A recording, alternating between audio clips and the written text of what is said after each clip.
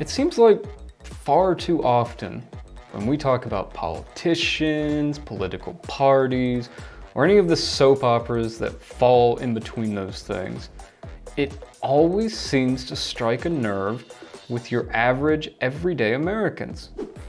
People are passionate in their politics, and for some reason or another, it becomes extremely personal if you start talking shit or openly disagree with the politicians or political party that they support, as though we were somehow insulting them or looking down on them.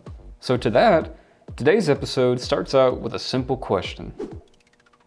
Why? Let's get one thing straight. On this show, politicians and political parties are a separate entity to everyday regular Americans. Politically active citizens, average everyday Americans like you and me, do not fall into the same category as politicians and political parties. Politicians are a group who, unlike statesmen, are often career opportunists, more focused on making a name for themselves at the expense of actually doing anything meaningful to serve the people. These are people who focus almost exclusively on whatever will help them win the next election, starting from the moment they win the current election. Many of our nation's politicians serve one of our country's two most powerful political parties.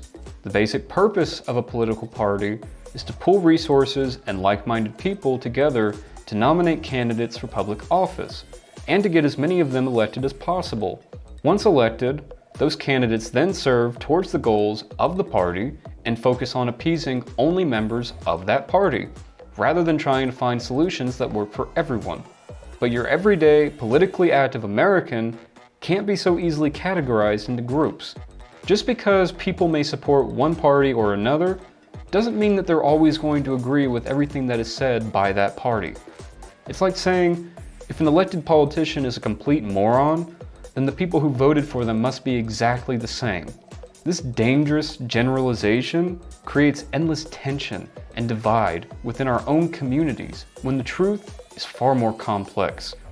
Unless we can come to a rational consensus and stop trying to generalize and ultimately demonize our friends, neighbors, and fellow Americans, then the vicious, seemingly never-ending cycle of hatred, divisive behavior, and violent rhetoric is not going to end.